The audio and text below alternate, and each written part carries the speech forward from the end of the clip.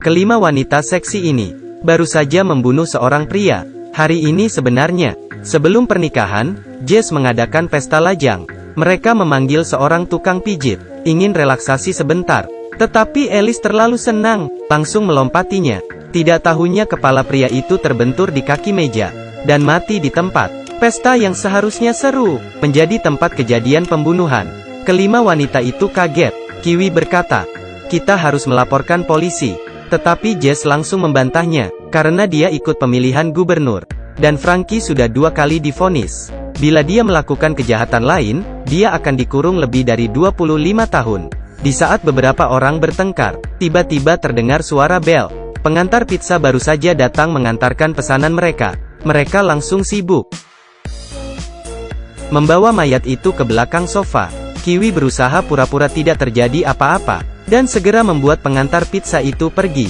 Sambil makan pizza, mereka akhirnya bisa tenang. Blair memberikan usulan untuk telepon mencari tahu dulu, dan kebetulan pamannya adalah seorang pengacara. Semuanya pun setuju, tetapi ketika dia ingin menelepon, tiba-tiba Frankie berkata, "Dalam kejadian seperti ini kalau menelepon harus gunakan HP baru. Dengan begitu baru tidak meninggalkan jejak." Semuanya langsung berbagi tugas. Blair dan Frankie pergi membeli HP baru. 3 orang yang tersisa tetap tinggal dan mengawasi mayat. Tetapi mayat pria yang sudah mati itu matanya menatap Alice. Dia pun menjadi takut. Kiwi berjalan ke sana, lalu menutupi mata si mayat. Tetapi tidak bisa menutup. Lalu Alice pun menemukan kacamata, dan memakaikannya. Saat itu di balik jendela muncul suara longlongan anjing. Mereka baru menyadari, seluruh villa itu dindingnya adalah kaca. Semua hal yang terjadi dari luar bisa melihat dengan jelas. Setelah Blair kembali, mereka langsung menelepon pamannya. Pamannya berkata kecelakaan seperti ini sulit untuk diklasifikasikan sebagai pembunuhan. Yang penting jangan menyentuh atau menggerakkan mayatnya. Jika sengaja untuk menghancurkan tempat kejadian, berarti itu sama dengan pembunuhan. Paling lama bisa dipenjarakan 15 tahun.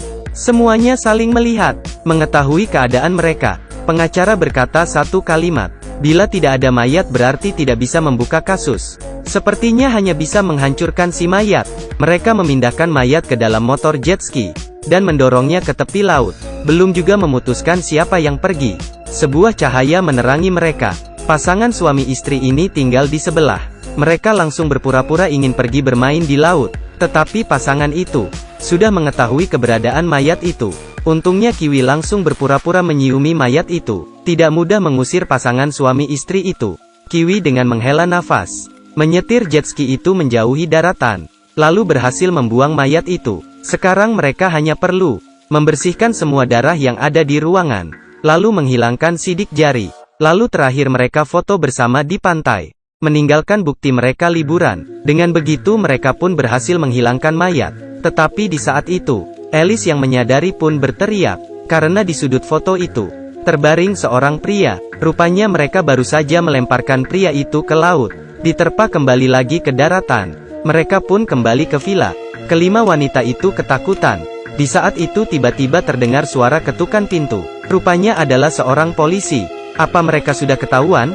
Tidak menunggu mereka menjelaskan, polisi langsung mulai memeriksa Frankie. Dengan naluri, Frankie memukul kepalanya dan pingsan. Sekarang masalah menjadi semakin ribet. Mereka tidak hanya melakukan pembunuhan tidak sengaja ke tukang pijit, tetapi juga memukul polisi hingga pingsan. Mereka memutuskan untuk mengangkat polisi dulu, pelan-pelan. Tetapi baju polisi malah robek, dan di dalamnya muncul seragam tukang pijit. Setelah saling memastikan, polisi bohongan ini barulah tukang pijit yang mereka cari di internet. Lalu pria yang baru saja mereka bunuh itu siapa? Untuk sementara waktu mereka hanya menemui jalan buntu, mendiskusikan sepanjang malam. 5 wanita itu sudah kelelahan. Mereka hampir putus asa dan bertengkar hebat. Terakhir Jess memutuskan untuk menyerah. Tetapi sebelum masuk ke penjara dia ingin mandi dulu, lalu berdandan yang cantik. Sedangkan yang lainnya juga belum terpikirkan harus bagaimana. Tiba-tiba di sudut muncul suatu suara. Mereka menemui sebuah HP di dalam jaket si mayat. Di layarnya terlihat ada seseorang yang sedang mengincarnya.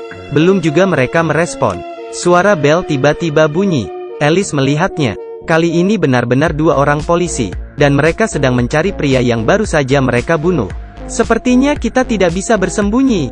Alice pun membukakan pintu. Kedua polisi itu memeriksa mayat si pria. Tidak disangka, mereka mengatakan pria itu adalah buronan, dan baru saja merampok sebuah toko perhiasan, dan membunuh seorang penjaga. Sekarang semua polisi sedang mencarinya. 5 wanita tidak hanya tidak bersalah tetapi juga berjasa. Mendengar sampai di sini, mereka pun semuanya menjadi senang. Frankie naik ke lantai atas, dan ingin menyampaikan berita baik ini ke Jess. Tetapi dia sedang mandi dan tidak mendengar apa-apa. Dua polisi di lantai bawah mulai mencatat semua kejadian ini, karena berlian yang hilang dari toko perhiasan itu masih belum ditemukan. Dan Kiwi yang mulai relaks itu, sekilas melihat ke TV, langsung tertegun di tempat. Karena di dalam berita itu, buronan bukan hanya ada 1, tetapi ada 3. Kiwi pun langsung berteriak, "Tisu! Aku butuh selembar tisu!" Muka yang lainnya bingung, tidak tahu dia sedang melakukan apa, tetapi dia masih tetap berteriak, "Berikan aku selembar tisu yang paling bagus." Kali ini Blair tiba-tiba teringat. Semalam dia memberitahu Kiwi, tisu itu adalah kode rahasia mereka di saat kuliah. Kalau ada ketemu pria yang jahat, kita akan langsung saling meminjamkan tisu. Pria yang nakal pun akan meninggalkan dengan nurut. Dia langsung mengikuti pandangan mata Kiwi, dan di berita sedang memberitakan foto buronan. Rupanya 2 lelaki di depan mereka, bukanlah polisi. Blair langsung pura-pura naik ke lantai atas, membantunya untuk mengambilkan tisu. Dan di saat yang bersamaan, Kiwi pelan-pelan mematikan TV, tetapi malah tidak hati-hati menekan tombol nyala. Sampai di sini, kedua penjahat itu langsung memunculkan wujud asli mereka. Mereka adalah teman mayat itu. Ketiga orang itu baru saja merampok toko perhiasan, tetapi mereka pembagian hasil mereka tidak adil. Dan mayat itu hanya ingin masuk ke dalam rumah untuk sembunyi, tetapi malah disangka sebagai tukang pijit oleh kelima wanita itu. Dan juga tidak sengaja membunuhnya. Penjahat mengumpulkan semua wanita itu bersama, dan mulai menanyai keberadaan berlian itu.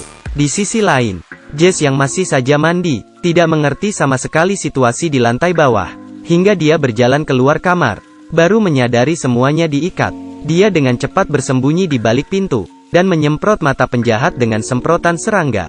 Selanjutnya, mengolesi pahanya, dan menempelkannya di mulut penjahat. Lalu di saat semua orang tidak siaga, langsung turun dari lantai 2, dan berhasil menaklukkan penjahat lain. Sejauh ini, pesta lajang yang konyol dan seru ini, akhirnya berakhir.